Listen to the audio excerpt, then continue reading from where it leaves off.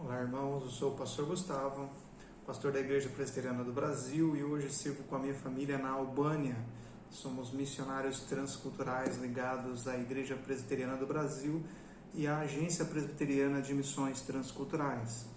Aproveitando esse espaço aqui do YouTube, nós temos meditado sempre nas Escrituras e essa é uma rica oportunidade para continuarmos fazendo isso. Eu tenho postado alguns podcasts com essa intenção de que a glória de Deus seja levada ao maior número de pessoas possíveis. Eu quero que você hoje pense comigo em um outro salmo que está na sequência desses podcasts. É o salmo de número 52. Nós estamos falando do segundo livro do Saltério.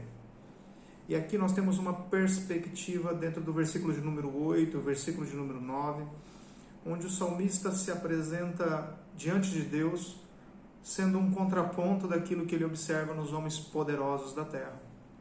Os homens poderosos, na época, eles estão ignorando os conselhos de Deus. Esses homens poderosos estão encontrando glória na maldade. Esses poderosos, eles organizam planos de destruição. Isto porque eles amam muito mais o mal do que amam o Senhor. Eles não têm Deus diante dos seus olhos. Para eles, Deus é uma verdade que pode ser retirada e nenhuma falta faz. Eles estão alienados às verdades de Deus. Dentro do seu conhecimento humano não cabe a verdade da graça, da misericórdia, da dádiva, da bênção de Deus, da visitação de Deus sobre o seu povo. Este homem mau não subsistirá diante de Deus. É disso que o salmista está falando. Nesse cenário, ele coloca os santos de Deus. E ao colocar os santos de Deus, ele se apresenta como um desses. Um desses que prioriza a graça, um desses que prioriza o olhar para as mãos redentoras do Senhor, protetoras do Senhor. E no versículo de número 8 ele diz assim: quanto a mim, porém, sou como videira verdejante na casa de Deus. Por que uma videira verdejante? Sequência do texto. Porque confio na misericórdia de Deus para todo sempre. E por confiar no Senhor e ver os feitos que o Senhor faz e fez na história do seu povo, eu lhe rendo graças para sempre. Porque eu assim o fizeste na presença dos teus fiéis. Eu, um dos seus santos, esperarei no teu nome, porque é bom. Veja que o olhar daqueles que caminham com o Senhor, o olhar daqueles que depositam sua esperança em Deus, não é olhar para as circunstâncias e para o cenário externo com desespero do coração. Aqueles que permanecem em Deus, permanecem na casa de Deus, se alegram em estar na comunhão dos santos, se alegram em ter vida congregacional. Deixa eu te fazer um alerta aqui. Você não pode deixar de ter vida congregacional. Eu sei que nós vivemos tempos distintos, onde pessoas estão se conectando de forma online com suas igrejas, com seus irmãos, e tudo isso pode acrescentar na comunhão dos santos. Mas a vida de igreja é uma vida de comunhão, comunhão com Deus, comunhão com os irmãos.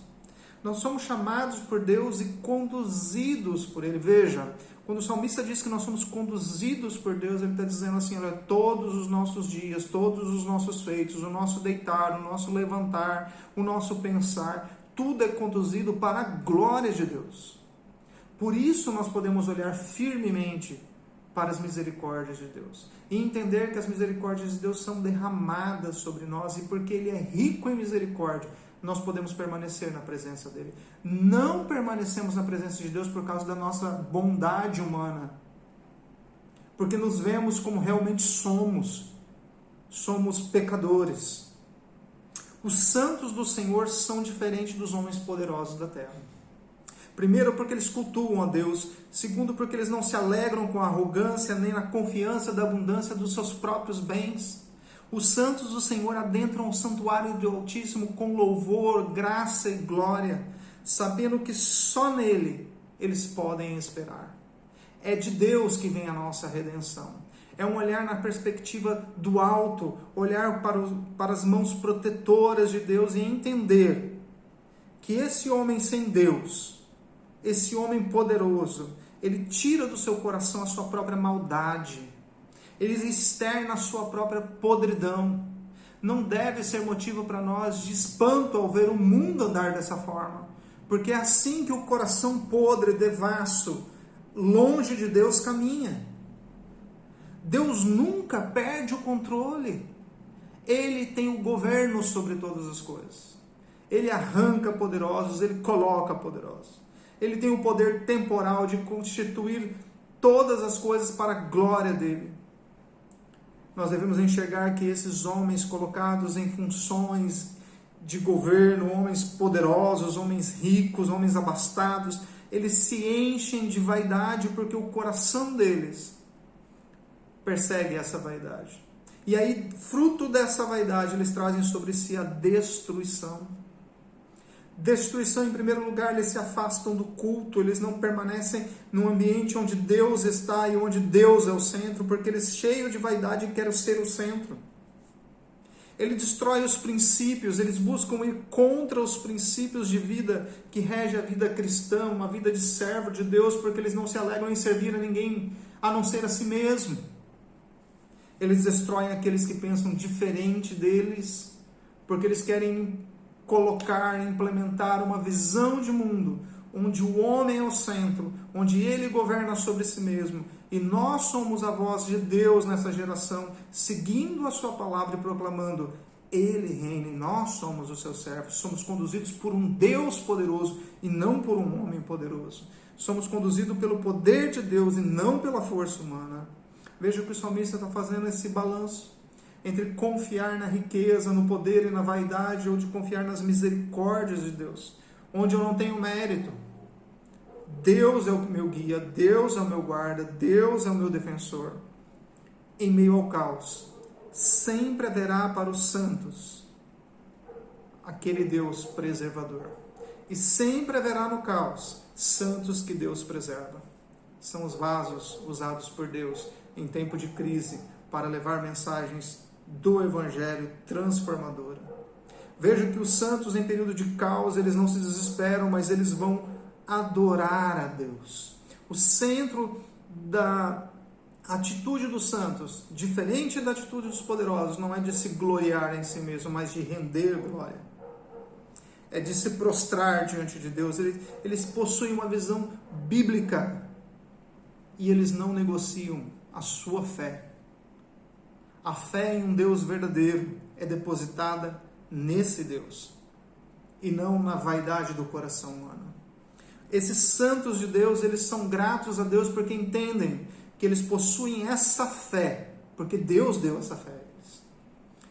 Veja, irmãos, olhar para a circunstância, sabendo que Deus está agindo, mesmo em meio ao caos, é olhar na perspectiva do alto. É olhar na perspectiva de Deus. Deus tem um governo e ninguém tira esse governo das mãos dele. Descanse no Senhor. Saiba que Deus, em meio a todo esse salmo, está mostrando para você, olha, existem homens poderosos na terra e esses homens são maus.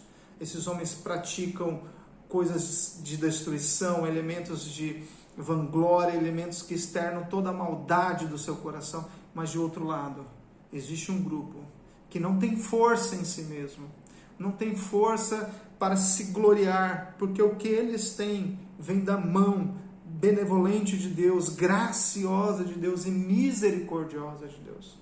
Que isso possa nutrir o teu coração hoje. Deus não te chamou para o caminho da vaidade dos poderosos, mas Deus te chamou para se render ante o seu trono de graça, rendendo a Ele toda a honra e toda a glória. Deus te abençoe, em nome de Jesus.